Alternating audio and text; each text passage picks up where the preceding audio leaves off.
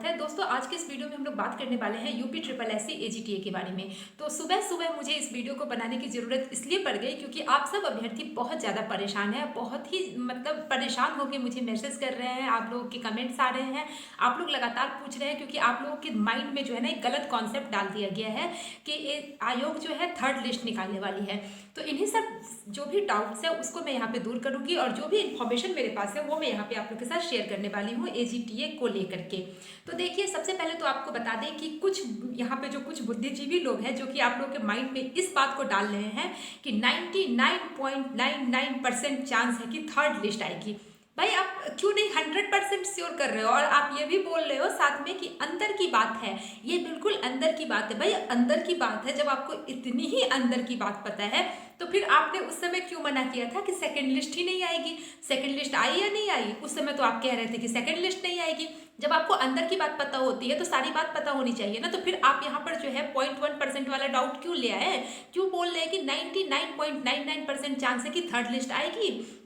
और मैं वो इसलिए आपको बता रहा हूँ क्योंकि मैं आपको मायूस नहीं करना चाहता हूँ। हद है, कुछ भी बोले जा रहे हैं आप, गजब की बात करते हैं। भाई आपको अगर नहीं मालूम है, आप इस भर्ती से जुड़े हुए नहीं हैं, बस आप जो भी हैं, मैं देखिए मैं यहाँ किसी का नाम नहीं ले रही हूँ, बस मैं इतना बता दे रही हूँ, जो भी लोग अपना दुकान चला रहे हो, जो 1000-1200 में अपना नोट्स बेच रहे हो, वो बेचते रहो आप लोग अगली भर्ती के लिए। लेकिन ये फालतू की जो बात है, जो भी फालतू के र्यूमर्स है, उसको क्यों आप लोग वो कर रहे हो कि थर्ड लिस्ट आएगी, ये आएगी, वो आएगी, जब चीज़ें आपको पता नहीं है, कुछ भी कॉन्सेप्ट नहीं आपका क्लियर है किसी भी चीज़ को लेके। देखिए मैं आपको बता दे रही हूँ कि क्या होना है क्या नहीं होना है।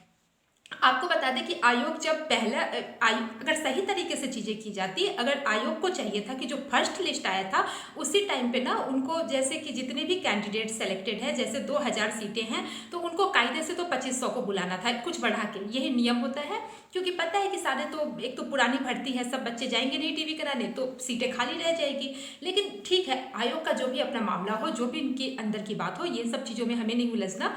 उन्होंने बस 2000 को बुलाया, तो एक तो यहाँ पे ये गलत है। उसके बाद फिर क्या हुआ, सीटें खाली रह गई और उसकी वजह से इनको सबको इन्होंने लटका के रखा, बस इंतजार करवाया और कुछ नहीं। फिर इन्होंने सेकंड लिस्ट निकाला। तो अगर इनको थर्ड लिस्ट निकालना होता तो फिर से वो वही काम करते कि जितनी सीटों पे यहाँ पे खाली है, बच्चे एब्सेंट है, जितनी ही सीटें खाली रह गई है, तो उतने ही बच्चों को बुलाते जैसे कि फर्स्ट लिस्ट में इन्होंने बुलाया था। आप लोग खुद भी तो समझ सकते हो ना, आप लोग इस भर्ती से जुड़े हो, आप लोग यूपी ट्रिपल एससी का एग्जाम दे रहे हैं, तो आप लोग को पता होना चाहिए कि जो अभी तक तो आयोग ने कुछ भी 16-17 से कोई भी भर्ती क्लियर की नहीं, तो बस एक भर्ती क्लियर हुई है, नलकूप चालक की। तो आपने देखा होगा कि नलकूप चालक में बहुत सारे लिस्ट आए थे। जैसे फर्स्ट लिस्ट आया, फिर उन्होंने सेकंड लिस्ट निकाला, उस सेकंड लिस्ट में भी वो उतने ही कैंडिडेट्स को बुलाए जितने कैंडिडेट्स उनको, जितनी सीटें खाली थी। फिर थर्ड लिस्ट निकाला, उसमें जाकर के लास्ट में जो वो निकाले थे उसमें कुछ शायद 10% या 15% अभ्यर्थियों को उन्होंने बुला के निकाला। जब उनका फाइनल हो गया कि अब इसको फाइनल कर देना है, अब इसके बाद कोई लिस्ट नहीं निकालना, उस केस में आयोग कुछ बच्चों को बढ़ा के बुलाती है। तो आपने यहाँ पर देखा एजीटीए में भी यही हुआ है। अभी ये 25% को बढ़ा के बुलाए हैं, तो अब जो है इनका कोई लिस्ट नहीं आएगा। क्या यही करते रहेंगे? थर्ड लिस्ट आएगा, फिर fourth list, fifth list, sixth list. गजब है, मतलब कुछ भी आप लोग इनके दिमाग में भर दीजिए। हद है, इतने बेवकूफ़ नहीं बैठे जो आपकी बात मानेंगे। और मेरा ये काम है कि मैं इस भर्ती से जुड़ी हुई हूँ, अगर आप लोग कुछ गलत इन्फॉर्मेशन देते हैं और लोगों के माइंड में कुछ गलत बातें भर रहे हैं, तो मैं इनके माइंड से उस बात को दूर करूँ। ऐसा नहीं है। अब देखिए क्या होगा, ये जो इनका डीबी हो जाएगा। अब तो बात चल रही है यहाँ पे जो लिस्ट है उसको डिपार्टमेंट भेज के ज्वाइनिंग कराने की, और आप लिस्ट पे लिस्ट निकलवाए जा रहे हैं, गजब वाली बात कर रहे हैं। यहाँ पे होना क्या है मैं आपको बता दे रही हूँ।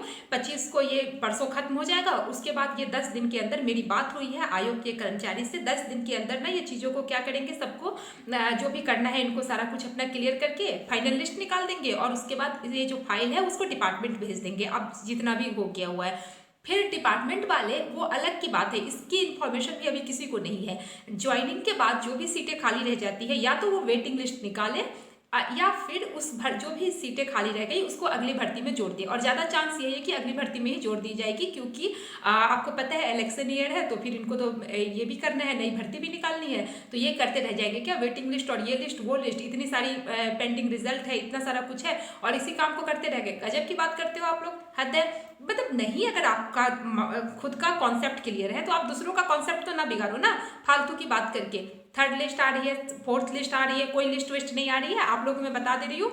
बस हो गया, क्लियर हो गया। अब जो भी है, अब आयोग जो है इतने ही का डीवी करा के ये फाइल जो है डिपार्टमेंट भेज रही है। तो दोस्तों मुझे आप लोग को ये इन्फॉर्मेशन देनी थी। अब जो भी आगे कुछ भी इसी तरह का कोई भी कुछ होता है तो मैं आपको फिर से इन्फॉर्म कर दूंगी। फिर मिलते हैं अगले वीडियो में, तब तक के लिए bye bye, thanks for watching.